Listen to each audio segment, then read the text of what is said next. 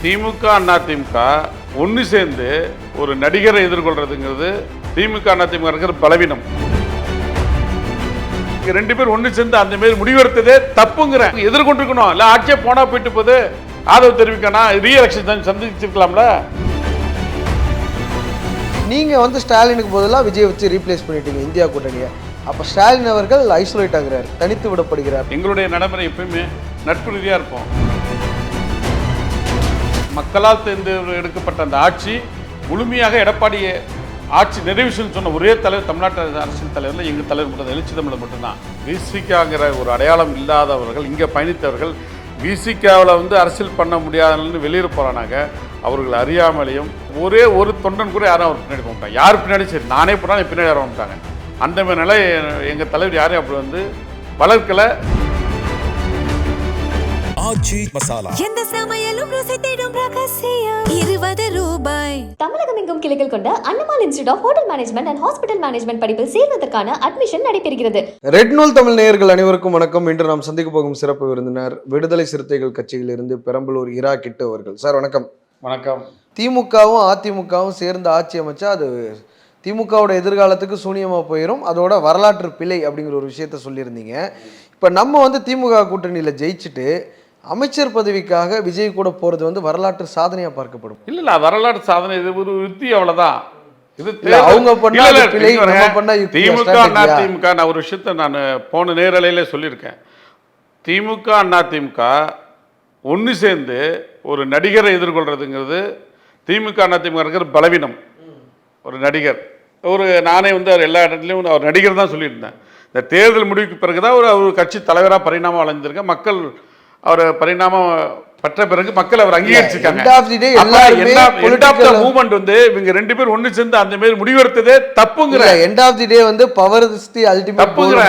ஏன் எதிர்கொள்ள தயாரா இருக்கு, எதிர்கொண்டிருக்கணும். இல்ல ஆட்சியே போனா போயிட்டு போகுது, ஆதரவு தெரிவிக்கணும், ரீஎலெக்ஷன் சந்திச்சிருக்கலாம்ல. ஏன் சந்திக்கல? ரீஎலெக்ஷன் சந்திக்காம எடுத்தங்க சொல்லிட்டு வெளியிலேருந்து ஆதரவு நாங்க எடுத்த முடிவு.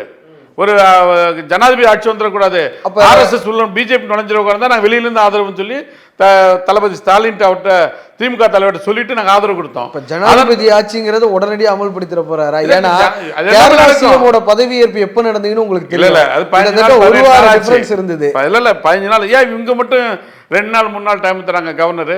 அவங்க ஏன் நெருக்கடி கொடுக்க? தமிழ்நாடு விஷயத்துல மட்டும் ஏன் நெருக்கடி கொடுக்குறாங்க? சார் உங்க தலைவரே சொல்லியிருக்காரு சார் 113ஓட போனது தப்புன்னு.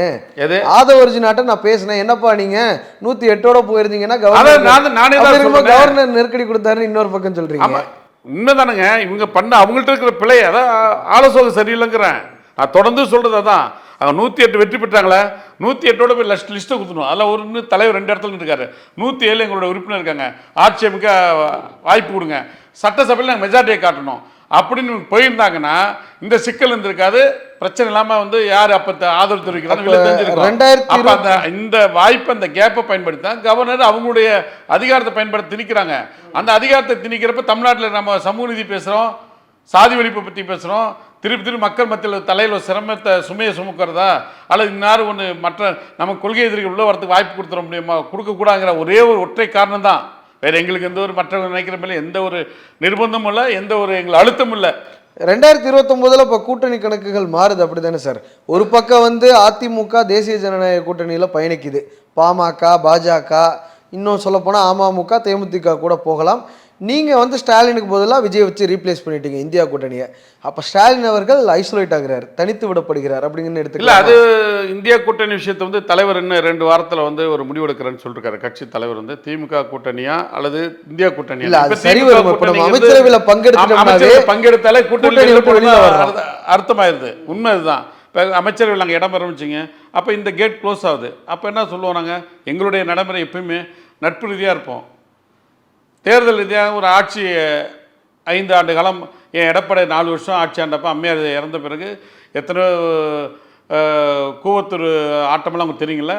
அப்போ நம்பிக்கையில் தீர்மானம் கொண்டதில்லை. அப்பயும் என்ன சொன்னார் எங்கள் தலைவர், மற்ற தலைவர்களாக இடதுசாரிகள் கூட தேர்தல் வரணும், எப்படி அவருக்காக போட்ட வாக்கு இல்லை, அழைக்கணும்னு உங்கள் தலைவர் தான் சொன்னார்.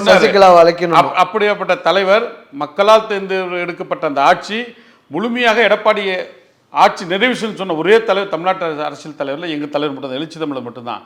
ஆக இப்போவும் நாங்கள் சொல்கிறது என்னன்னாக்கா, எந்த ஒரு நீங்கள் பதவி என்பது இப்போ சட்டமன்ற உறுப்பினர் வந்து பதவியை தூக்கி போட்டு வந்தவர், நாளைக்கே இப்போ வந்து பக்கமாக இப்போ 2 மணி நேரம் எழுதிட்டு இருக்காங்க, யாரோட கண்ணாமரம் எழுதிட்டு இருக்காங்க. உங்க கட்சியை சார்ந்தவர்களும் அதுல சில பேர் இருக்காங்க, இல்லைன்னு சொல்ல. அது ஒவ்வொருத்தரும் கருத்து உரிமைங்க. இப்போ என்னுடைய கருத்து உரிமை இருக்குது, எனக்கு ஒரு ஜனநாயகம் இருக்குது. நான் என்னுடைய உரிமையை பேசுறது யாரும் தடுக்க முடியாதுல்ல. அதை நம்ம உள்வாங்கிட்டு போயிட்டு இருக்க முடியாது. கடந்து போகணும், எதுக்கு பதில் சொல்லணும் அதுக்கு பதில் சொல்லணும். அது கட்சி தலைமை பதில் சொல்லும்.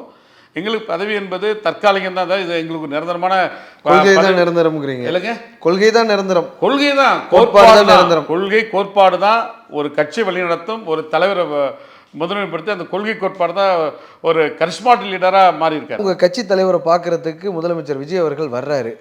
ஆதவர்ஜுனா கையை தூக்கி காமிங்க அப்படின்னு ஒரு சிக்னலை கொடுத்தோன்னே இவர் கையை தூக்கி காமிக்கிறாரு. தானே ஜெயிச்சது போல ஒரு எண்ணம் உங்களுடைய தலைவருக்கு வருதா விஜய் அவர்கள்? இல்ல, அது ஒரு அன்பு தானுங்க. ஏன்னா நம்ம இவ்வளவு நாள் வந்து உங்களுடைய கூட்டணி வந்து என்ன பார்த்து வாங்கறீங்க, நாங்க வாங்க தம்பி நல்லா இருக்கீங்க கை. உங்களுடைய கூட்டணி வந்து நிராகரிக்கப்பட்டிருக்கு மக்களால. உங்களுடைய கூட்டணி வந்து நிராகரிக்கப்பட்டிருக்கு. திமுக தலைமையிலான கூட்டணி வந்து நிராகரிக்கப்பட்டிருக்கு. யாருமே அதுக்கான வரி பண்ற மாதிரி எதுவுமே தெரியல. முதலமைச்சர் பார்க்க வர்றாருன்னா தானே ஜெயிச்ச மாதிரி அந்தந்த கட்சிகள் விரும்பல. அது ஒவ்வொருத்தருடைய அது ஒரு விருப்பம் தானே. அது ஒரு முதலமைச்சர் வீடு தேடி வராரு, ஆதரவு கேட்கிறாரு. ஆதரவு கொடுத்த கீழே தொண்டர்கள் நிற்கிறாங்க. ஆதவர்ஜுனா சொல்றாரு, நம்ம நானா சொல்லுவேன்.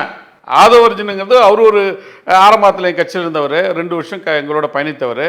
கிட்டத்தட்ட இப்போ 7-8 ஆண்டு காலமாக திமுகவுடைய தேர்தல் வியூக அமைப்பாளராக இருந்தார். அதில் எங்களுடைய 2 தேர்தல் பேச்சுவார்த்தை பண்ணவர். அப்போ அந்த நட்பு ஆனால் கை தூக்குன்னு சொல்கிறதுல இல்லை. இப்போ நானும் தான் அங்கே நின்னாலும் கை தூக்குன்னு சொல்லுவேன். கை தூக்குறதுனால ஜோசியர் நியமனங்கள் ஆதரிக்கிறார். இந்த மாதிரி விஷயங்கள் ஜோசியர் நியமனத்தை எங்க தலைவர் ஆதரிக்கலையே. இல்ல, அவர் சொல்றாரு, அவர் ஜோசியக்காரர் மட்டும் இல்லைங்க, அவர் கட்சியோட உறுப்பினர், அவர் செய்திருப்பாளருக்கு அப்படிங்கிறாரு. அப்ப மறுநாள் சட்டசபையில் நாங்கள் பேசணும்ல, அறிக்கை விட்டோம்ல. தமிழ் தாய் வாழ்த்து 3வது இடத்துக்கு மறுபடியும் கொண்டு செல்லப்பட்டிருக்குது. அது தொடர்பா விசிகாவோட கருத்து என்ன அப்படிங்கிற ஒரு விஷயம் இருக்குது. இல்ல, பல விஷயங்கள் இருக்குல்ல. இல்ல தமிழ் தாய் வாழ்த்து நான் ரெக்வெஸ்ட் பண்ண ஆளுநர் கேட்கலன்னு சொல்ற அளவுக்கு தான் அமைச்சர் ராஜ்மோகனோட ஸ்டேட்மெண்ட் இருக்குன்னா, அந்த கூட்டணியில நீங்க இணைஞ்சு மாநில சுயாட்சிங்கிறது எப்படி நிறுத்துவீங்க? கவர்னர் அரங்கத்துக்குள் நடக்கிறது அவங்களுடைய கண்ட்ரோல்.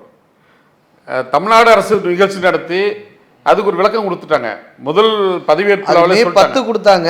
இப்போ இன்னைக்கு கொடுத்தாங்க, திரும்ப ரிப்பீட் ஆயிருக்கு. இன்னைக்கு ரிப்பீட் ஆயிருக்கு. இன்னைக்கு ரிப்பீட் ஆகி கேட்கிற நீங்க எல்லாம் இருந்தப்ப ரிப்பீட் ஆயிருக்கு. தலைவர் அங்க இருந்தாரு, அதை மறுக்கலாம்ல. அந்த ரிப்பீட்டுக்கு அவங்க என்ன விளக்கம் நான் கேட்காம இல்லை, வெளில வரதுக்கு முன்னாடி நாங்களும் ஃபோன் பண்ணி கேட்டோம், என்னங்க திருப்பி அதே ரிப்பீட் ஆகுதுன்னா அதை கவர்னர் ஆர்கனைஸ் பண்ணுற நிகழ்ச்சிங்க அவங்களோட ப்ரோட்டோகால் பண்ணுறாங்க. நம்ம தமிழ்நாடு அரசு எப்பவுமே வந்து திமுக அது ஒரு ஸ்டேட்மெண்ட் இல்லையா? இப்படிதான் என்னுடைய கவர்மெண்ட் ஃபங்க்ஷன் ஆகும். கவர்னர் ஃபங்க்ஷன் பண்ண திணிக்கிறார். அடுத்து சட்டமன்றத்துக்கு வருவார் சார். சட்டமன்றத்துக்கு வருவார், தேசிய கீதத்துல முதல்ல பாடணும் பாரு.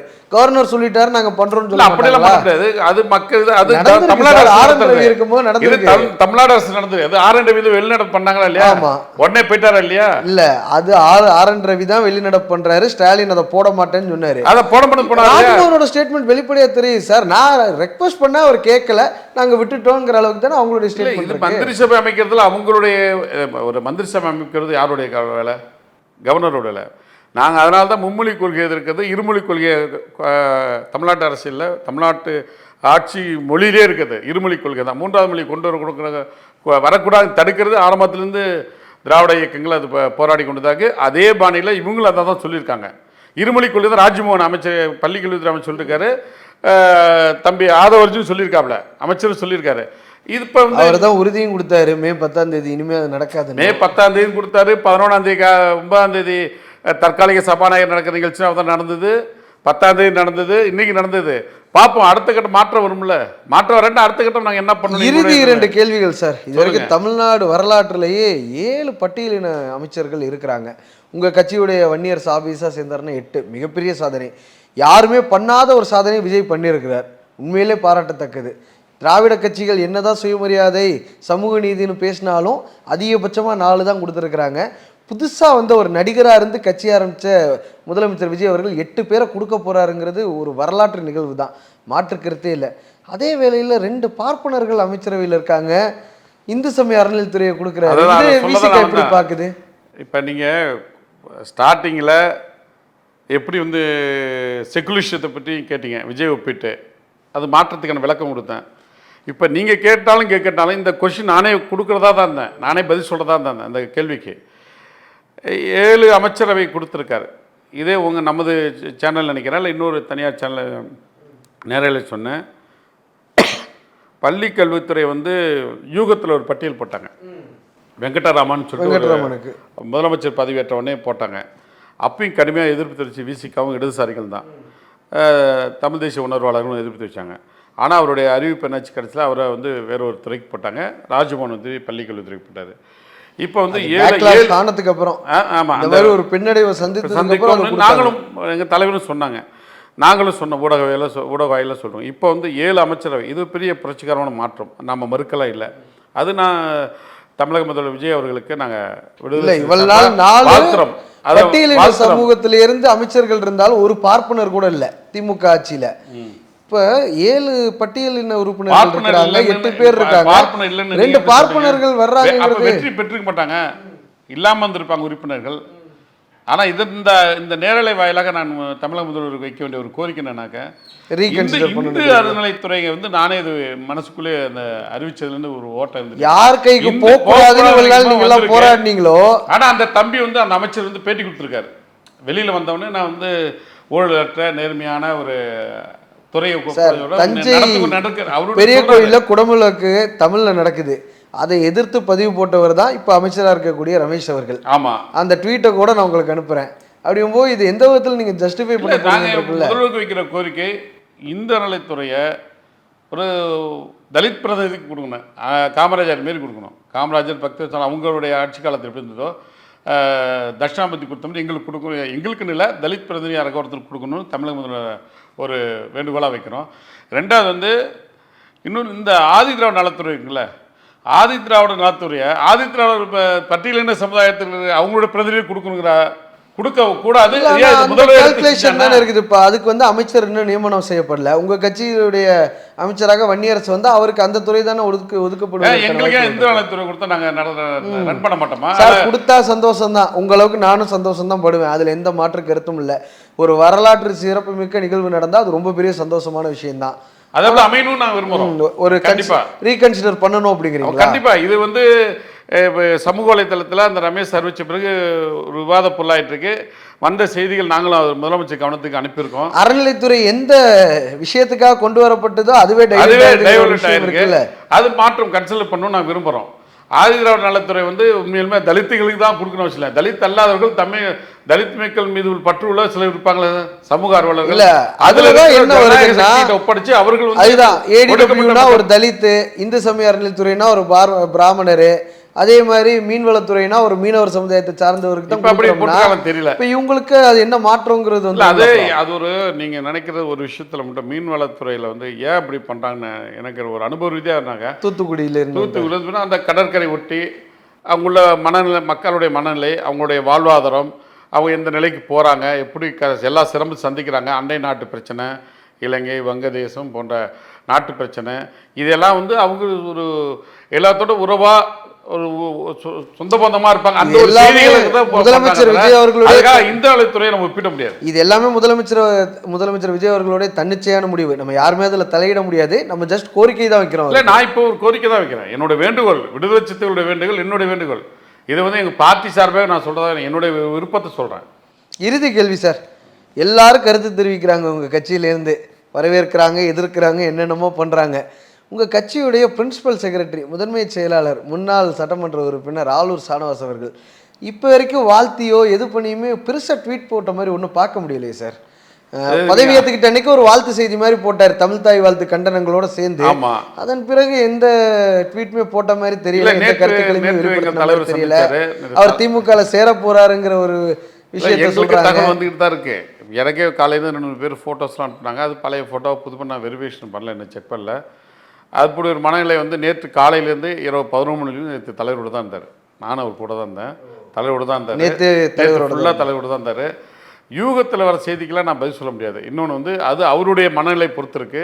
அது தலைவர் கூப்பிட்டு பேசுவார், தலைவர் பார்த்துக்குவார். இதுக்கு தலைவர் எடுக்க வேண்டிய, அவருக்கு அட்வைஸ் கொடுக்கறது என்னுடைய தம்பியாக இருந்தாலும் தகவல் வர செய்தி நாங்கள் பாஸ் பண்ணிவிடுவோம். தம்பி இதே போல் வருது தகவல் தலைவர் கவனத்துக்கு சொல்லிவிடுவோம். இதே போல் செய்தி வருது. இல்லை, ஏன்னா தொடர்ந்து வந்து எஸ்எஸ் பாலாஜி அவர்கள் சொல்கிறாரு, என்ன தோழர் பயோவை நீங்கள் நீக்கிட்டீங்களா, அது வேற மாதிரி ஒரு விஷயத்தை வெளிப்படுத்துது அப்படிங்கிற மாதிரி நான் கேட்டேன் அப்படின்னு. அதே மாதிரி பிரச்சாரத்தை அவரே வந்து வருத்தங்களை வெளிப்படுத்தினாருங்கிற ஒரு விஷயத்த சொல்கிறாங்க. கட்சிக்காரங்களே நான் திமுகவோட கைக்கூலின்னு ஒரு கருத்தை பதிவு வச்சுட்டாங்க. அப்படி இருக்கும்போது நான் எப்படிங்க இதில் அது அவருடைய பயணிக்க? வழியிலேருந்து சொன்னது உண்மைதான். அது அண்ணன் எஸ்எஸ் பாலாஜி சகோதரர் வந்து சொன்னார். ஷானவாஸ் அவருடைய வழியிலேருந்து சொல்லியிருக்காரு. எல்லாத்துக்கும் வழி இருக்குது, வழி இல்லாமல் இல்லை. அவர் காட்டுறாரு, சிலர் காட்டும் இல்லை. அதுக்காக வந்து யாரும் எங்கேயும் ஓடிட முடியாது. யார் ஓடினாலும் சரிங்க, நானே போனாலும் சரிங்க, செல்லா காசுங்க. விசிகாங்கிற ஒரு அடையாளம் இல்லாதவர்கள் இங்கே பயணித்தவர்கள் விசிகாவில் வந்து அரசியல் பண்ண முடியாதுன்னு வெளியில் போகிறானாக்க அவர்கள் அறியாமலேயும் போவதாக தான் அர்த்தம் என்னுடைய பார்வையிலேருந்து. ஒரே ஒரு தொண்டன் கூட யாரும் அவர் பின்னாடி போக மாட்டாங்க. யார் பின்னாடி சரி, நானே போனாலும் என் பின்னாடி யாரும் மாட்டாங்க. அந்த மாதிரி நிலை எங்கள் தலைவர் யாரையும் அப்படி வந்து வளர்க்கலை. எங்கள் கட்சியில் இருக்கிற எல்லாருமே சித்தாந்த கொள்கை ரீதியான தொண்டர்கள் தான். ஆக கொள்கை ரீதியாக வந்து எங்கள் தொண்டர்கள் ஒன்று சேர்ந்துருக்காங்க, ஒன்று சேர்ந்து கடைசி வரையும் பயணிப்பாங்க. அதில் எந்த மாற்று கருத்தில். ஷானவாஸ் விஷயத்தை பொறுத்தவரைக்கும் நேற்று முழுமையாக இருந்திருக்காரு, தலைவர் கூப்பிட்டு பேசியிருக்காரு. அப்படி ஒரு செய்தி நம்பகமான தகவல் வரல. அப்படி வரவாதுன்னு நான் நம்புகிறேன். அப்படி போக மாட்டார். ஒரு புரிதல் உள்ள தம்பி தான், போக மாட்டார். அது தலைவர் கவனத்துக்கு பிறகு தலைவர் பார்த்துக்குவார். கட்சியும் அவருக்கு நிறைய வாய்ப்புகளையும் இல்லை, வழங்கியிருக்கு. வாய்ப்பு கண்டினியூவாக எங்களோட ஜூனியர், என்னோட 10-15 வயசு சின்னவர் இருந்தாலும் அவருக்குள்ள ஒரு ஆற்றல் இருக்குல்ல, அந்த ஆற்றலில் இஸ்லாமிய சகோதரர் ஒரு முன்னுரிமை கொடுக்கணும். ஒரு பேச்சாளர், கட்சி மக்களுடைய கருத்துக்களை கொண்டு போகிறார், ஆட்சியுடைய செய்தி தகவல்களை சொல்கிறார், ஆட்சியோட நல்ல திட்டங்களை கொண்டு வந்து கட்சியுடைய கொள்கை கோட்பாடுகளை மக்கள் மத்தியில் ஊடகவியலாளர் மத்தியில் கொண்டு போகிறாரு. அவருக்கான மரியாதையும் அங்கீகரிப்பும் பிசிகா என்றும் கொடுக்கும், எப்பொழுதும் கொடுக்கும். அதில் மாற்று கருத்தே இல்லை. போக மாட்டார் என்கிற நம்பிக்கை இருக்குது. அவர் போகிற ஆள் இல்லை. அது தலைவர் கவனத்துக்கு எல்லாமே போவோம். அப்படி கேட்பேன். ரொம்ப நன்றி சார். இவ்வளோ நேரம் எங்களுடைய கேள்விகள் எல்லாத்துக்குமே பொறுமையாக பதில் சொன்னீங்க. ரொம்ப நன்றி. இவ்வளோ நேரம் எங்களுக்காக நேரம் தந்து நேர்காணல் அளித்ததற்கு. ரொம்ப நன்றி. ஆச்சி மசாலா எந்த சமையலும் ருசி தேடும் ரகசியம் 20 ரூபாய். தமிழகம் எங்கும் கிளைகள் கொண்ட Annamal institute of hotel management and hospital management படிப்பில் சேர்வதற்கான அட்மிஷன் நடைபெறுகிறது.